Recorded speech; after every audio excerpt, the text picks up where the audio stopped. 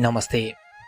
सम्पूर्ण दर्शक तथा श्रोतागणहरूमा हार्दिक स्वागत अनि न्यानो अभिवादन। म हुँ तपाईँको सुख दुःखको सारथी सङ्गीत प्रेमी रुद्र पौडेल। सम्पूर्ण श्रोता दर्शकहरू, आज मैले हाम्रो शान हाम्रो पहिचान डहरे देउरालीको बारेमा संक्षिप्त जानकारी लिएर उपस्थित भइसकेको छु। कृपया अन्तिमसम्म हामीलाई सुनेर साथ दिनुहोला। यदि तपाईलाई मन पर्यो भने यो भिडियोलाई सेयर, लाइक अनि कमेन्ट गर्न सक्नुहुन्छ। तपाईको एक सेयरले यो भिडियो धेरै ठाउँमा पुग्न सफल हुनेछ र हाम्रो धरोहर देशको अनि विदेशको विभिन्न ठाउँमा चिनिन सफल रहनेछ। यो भन्दै अब लाग्छु आजको प्रस्तुतितर्फ।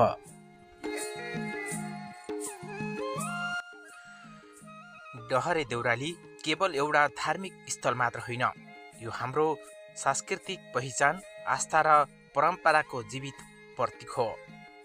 पहाडको उच्च स्तरमा अवस्थित यो डहरे देउराली वरिपरिका गाउँहरूलाई जोड्ने, यात्रुहरूलाई विश्राम दिने र श्रद्धालु भक्तजनहरूको मनमा शान्ति प्रदान गर्ने काम गर्दै आएको छ।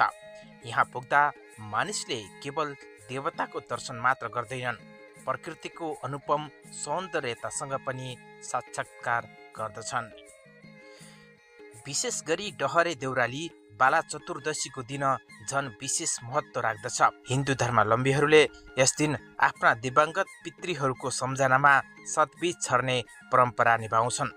सतबीज छर्नु भनेको 7 प्रकारका अन्न जस्तै धान, गहुँ, कोदो, मकै, तिल आदि छर्ने चलन हो, जसले मृत आत्माको शान्ति र मोक्षको कामना गरिन्छ।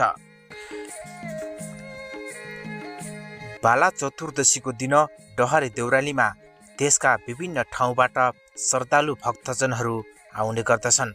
उनीहरू बिहानैदेखि यहाँ आइपुग्दछन्, पूजा अर्चना गर्छन् र सतबीज छर्दै आफ्नो आस्था प्रकट गर्दछन्। यसले गर्दा यस स्थानलाई धार्मिक मात्र नभई सामाजिक र सांस्कृतिक रूपमा पनि महत्त्वपूर्ण बनाएको छ।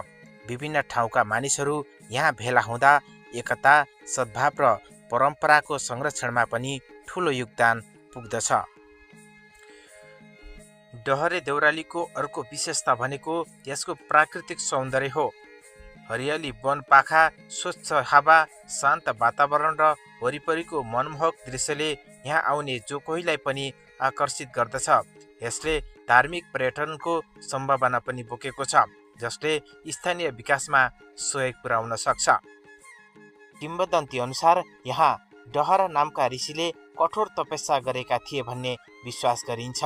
भनिन्छ उहाँले टाढाको पवित्र धाम अर्थात् मुक्तिनाथबाट अग्नि ल्याएर यस स्थानमा हवन गरेका थिए। त्यस समय बालिएको पवित्र अग्नि अहिलेसम्म पनि ननिभेको विश्वास गरिन्छ।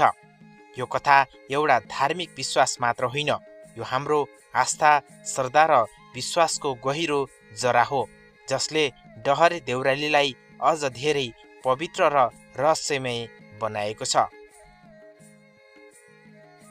आउनुहोस् अब एकछिन सुनौ लामो समयदेखि यस डहरे देउरालीमा पूजाआजा गर्दै आउनुभएका आदरणीय गुरुको यो भनाइ। यो जिल्लामा कति वर्ष तपस्या गर्नुभयो भन्ने कुरा त्यति भयो। दहरा ऋषि, दहरा उपवन, डहरे पनि नाम रहेको। अन्नपुराणे, जम्बुद्वीपे, भरतखण्ड, नेपाल देश, उत्तराखण्ड, नीलकण्ठ पर्वत, सिद्धेश्वर महादेव थिए, काली शक्ति थिए। काली शक्ति थिए, कस्तो काली शक्ति थिए? हाम्रा रामले चाहिँ नि रावणसित लडाइँ गर्नुभयो। रावणसित लडाइँ गरेपछि त्यहाँ रावण मरो। स्वर्गबाट आउँदाखेरि चाहिँ बेरबाजीले के भन्नुभएको थियो लक्ष्मीलाई, तिमी यो फेरि काली रूप लिन परेछ है लक्ष्मी भन्नुभएको थियो।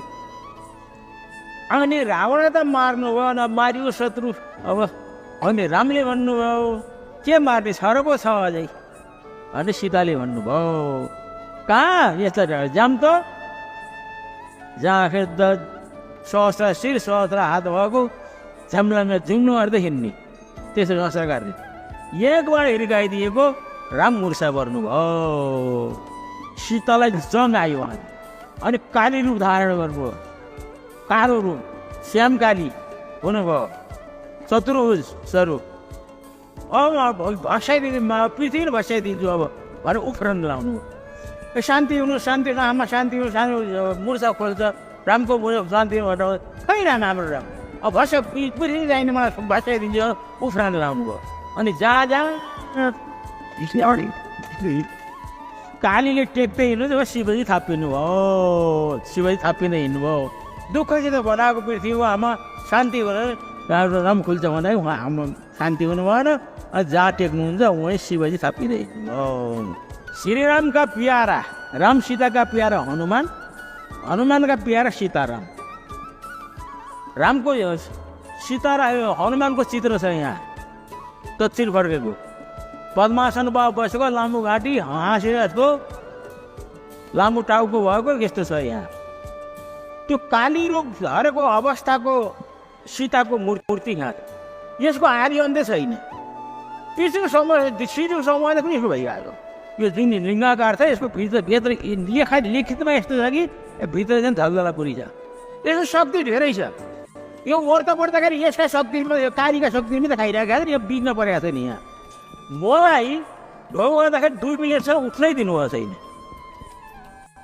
तलतिर गेट 12-15जना मान्छे तलतिर गेटमा थिए म माथिबाट ढोग गर्दाखेरि उठ्नु अँठाइ पार्नु 2 मिनटसम्म त्यस्तो छ यहाँ प्रत्यक्ष यहाँ धेरैले वर्धन पाए यहाँबाट तपाईँको श्रद्धा अर्पण गरेर उहाँको विश्वास पर्ने जे पनि गर्न सक्नुहुन्छ श्रद्धामा त हो विश्वासमा त हो डहरे देउरालीको अर्को विशेषता भनेको यसको प्राकृतिक सौन्दर्य हो हरियाली वन पाखा स्वच्छ हावा शान्त वातावरण र वरिपरिको मनमोहक दृश्यले यहाँ आउने जो कोहीलाई पनि आकर्षित गर्दछ डहरे देउराली धार्मिक मात्र नभई पर्यटकीय दृष्टिले पनि अत्यन्तै सम्भावनायुक्त रहेको छ यदि यसको सही संरक्षण र प्रवर्धन गर्न सकियो भने यसले स्थानीय विकासमा ठुलो टेवा पुर्याउन सक्छ अन्त्यमा डहरे देउराली हाम्रो साझा सम्पत्ति हो हाम्रो गौरव हो हाम्रो पहिचान हो यसको संरक्षण गर्नु यसको महत्त्व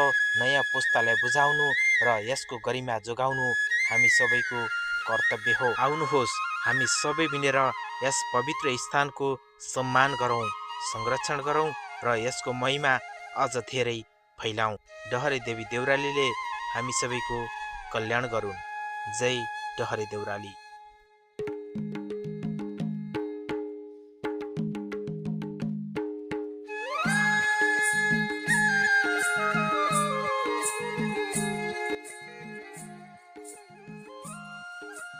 समादरणीय दर्शक श्रोताहरू आजको यो हाम्रो कार्यक्रम कस्तो लाग्यो जस्तो लाग्यो त्यस्तै प्रतिक्रिया दिन नभुल्नुहोला र हाम्रो डहरे देउराली हाम्रो शान हाम्रो पहिचानलाई विश्वभरि चिनाउनको लागि तपाईले पनि एक लाइक कमेन्ट अनि शेयर गरेर धेरैभन्दा धेरै साथीहरू समक्ष पुर्याउनको लागि कोसिस गरिदिनुहोला भन्दै आजको श्रृङ्खलाबाट आगामी श्रृङ्खलासम्मको लागि म तपाईको दुःख सुख हरपल अनि हरक्षणको सहयात्री सङ्गीत प्रेमी रुद्र पौडेल पनि बिदा हुने अनुमति चाहन्छु नमस्ते।